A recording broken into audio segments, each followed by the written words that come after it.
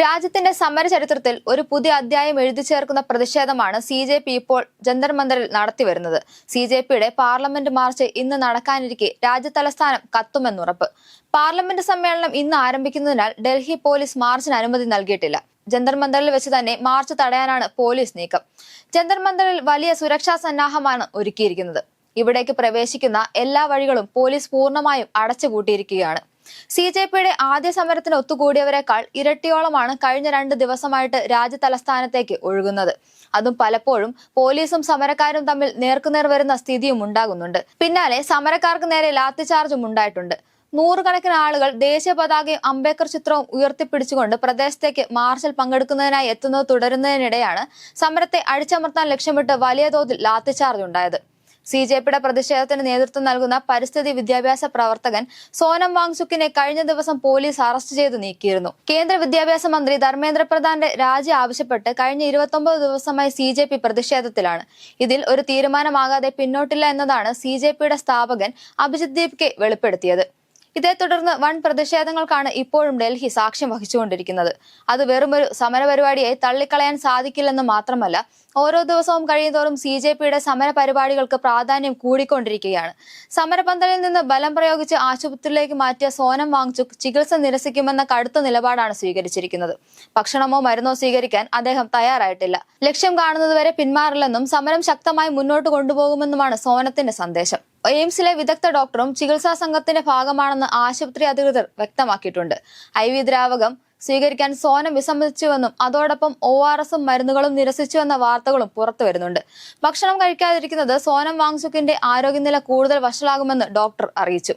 അതേസമയം സോനത്തെ ആശുപത്രിയിൽ നിന്ന് വിടുന്നതുവരെ സമരപന്തലിൽ അഭിജിത് ദീപ്കെ, SFI ദേശീയ പ്രസിഡന്റ് ആദർശ് സജി എന്നിവർ നിരാഹാര സമരം തുടരാൻ തീരുമാനിക്കുകയും ചെയ്തു. തന്നെ എത്രയും വേഗം മോചിപ്പിക്കണമെന്നും സമാധാനപരമായി സമരം മുന്നോട്ട് കൊണ്ടുപോകുമെന്നും അദ്ദേഹം ആവശ്യപ്പെടുകയുണ്ടായി. മുൻകൂട്ടി തീരുമാനിച്ച പാർലമെന്റ് മാർച്ച് ഉൾപ്പെടെയുള്ള എല്ലാ പ്രതിഷേധ പരിപാടികളും തുടരണമെന്നും സന്ദേശത്തിലൂടെ പറയുകയുണ്ടായി. കേന്ദ്ര വിദ്യാഭ്യാസ മന്ത്രി ധർമ്മേന്ദ്ര പ്രധാന്റെ രാജിയാണ് പ്രധാനമായും CJP ആവശ്യപ്പെടുന്നത്. നീറ്റ് പരീക്ഷയിലെ ക്രമക്കേടായിരുന്നു എല്ലാത്തിന്റെയും തുടക്കം കുറിച്ചത്. നീറ്റ് പരീക്ഷയെ ഭയന്ന് നിരവധി വിദ്യാർത്ഥികൾ ജീവനൊടുക്കിയതും CJPക്ക് തുറന്ന പോര് നടത്താനുള്ള വലിയ ആയുധമായി മാറിയെന്ന് തന്നെ പറയണം. സോനത്തെ അറസ്റ്റ് ചെയ്ത് നീക്കിയെങ്കിലും CJP ശക്തമായ പ്രതിഷേധത്തിലേക്കാണ് പ്ലാൻ ചെയ്യുന്നത്. തുടക്കം മുതൽ തന്നെ CJPയെ പിന്തുണച്ച് പല പാർട്ടികളും രംഗത്തെത്തിയിരുന്നു. എന്നാൽ അവർക്കാർക്കും സാധിക്കാത്ത പലതും CJP കൊണ്ട് സാധിച്ചു എന്നതാണ് വാസ്തവം. അതുമാത്രമല്ല, രാജ്യത്തിന്റെ പല ഭാഗങ്ങളിൽ നിന്നുള്ള വിദ്യാർത്ഥികളും യുവജനങ്ങളുമാണ് CJPയുടെ പ്രതിഷേധത്തിൽ പങ്കെടുക്കാൻ ഡൽഹിയിലേക്ക് എത്തിയിരിക്കുന്നത്. അതിനാൽ തന്നെ CJPയെ കേന്ദ്ര സർക്കാരിന് ഒരു ഭയമുണ്ടെന്ന് പറയാൻ സാധിക്കും. എന്തൊക്കെയായാലും ധർമ്മേന്ദ്ര പ്രധാന്റെ രാജി കിട്ടിയാൽ മാത്രമേ അടങ്ങൂ എന്ന നിലപാടിൽ തന്നെ ഉറച്ചു നിൽക്കുകയാണ് CJP. സോനം വാങ്ചുക്കിന്റെ തൊട്ടടുത്ത പന്തലിൽ ഐസയുടെ നേതാക്കളും നിരാഹാരം ആരംഭിച്ചിട്ടുണ്ട്. വാങ്ചുക്കിനെ ആശുപത്രിയിലേക്ക് മാറ്റിയ ശേഷവും ഐസയുടെ 3 വിദ്യാർത്ഥികൾ നിരാഹാരം തുടരുകയാണ്. കഴിഞ്ഞ ദിവസം പ്രതിപക്ഷ നേതാവ് പിണറായി വിജയനും ഇവർക്ക് പിന്തുണയുമായി രംഗത്തെത്തിയിരുന്നു. എത്രയൊക്കെ അടിച്ചമർത്താൻ ശ്രമിച്ചാലും സംഘപരിവാറിന്റെയും മോദി സർക്കാരിന്റെയും ഏകാധിപത്യ ഭരണത്തിന് കീഴടങ്ങലെന്ന് വിദ്യാർത്ഥികളുടെയും യുവാക്കളുടെയും ഉറച്ച ശബ്ദമാണ് ഇന്ന് രാജ്യത്ത് ഉച്ചത്തിൽ മുഴങ്ങുന്നതെന്ന് പിണറായി പറഞ്ഞു. മൺസൂൺ സമ്മേളനത്തിന്റെ ആദ്യ ദിനമായ ഇന്ന് പാർലമെന്റിലേക്ക് മാർച്ച് നടത്തുന്നതിനായി ജന്തർ മന്ദറിൽ ഒത്തുകൂടാൻ കോക്രോച്ച് ജനതാ പാർട്ടി നേതാവ് അഭിജിത് ദീപ്കെയും സോനം വാങ്ചുക്കിന്റെ ഭാര്യ ഗീതാഞ്ജലി ആങ്മോയും ആഹ്വാനം ചെയ്തിട്ടുണ്ട്. ജന്തർ മന്ദറിൽ പ്രതിഷേധം തുടരാനുള്ള അനുമതിയോ പാർലമെന്റ് മാർച്ച് നടത്താനുള്ള അനുമതിയോ CJP വാങ്ങിയിട്ടില്ലെന്നും അതിനായി അപേക്ഷിച്ചിട്ടില്ലെന്നും പോലീസ് ഉദ്യോഗസ്ഥർ പറഞ്ഞു. അനിശ്ചിതകാല നിരാഹാര സമരത്തിന്റെ 3ാം ദിവസത്തിലുള്ള അഭിജിത് ദീപ്കെ പ്രധാനമന്ത്രി നരേന്ദ്രമോദിയുടെ രാജിയും ആവശ്യപ്പെട്ടു. നിശ്ചയിച്ച പ്രകാരം ഇന്ന് പാർലമെന്റിലേക്ക് മാർച്ച് നടത്തുമെന്നും അദ്ദേഹം വ്യക്തമാക്കിയിരുന്നു.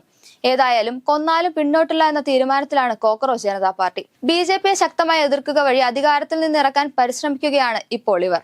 എന്നാൽ കേന്ദ്ര സർക്കാർ ആകട്ടെ യാതൊന്നും കണ്ടില്ല കേട്ടില്ല എന്നുള്ള മട്ടിൽ തന്നെയാണ്. ധർമ്മേന്ദ്ര പ്രധാന്റെ രാജി ആവശ്യമില്ലെന്ന വാശിയിൽ തന്നെയാണ് BJPയും ഇപ്പോൾ ഉള്ളത്. ഏതായാലും രാജ്യത്തിന്റെ രാഷ്ട്രീയ തട്ടകത്ത് അരങ്ങേറാൻ ഒരുങ്ങുന്ന CJP BJP പോര് ഇനി ഏതൊക്കെ വഴിയിൽ സഞ്ചരിക്കുമെന്ന് കണ്ടു തന്നെ അറിയണം.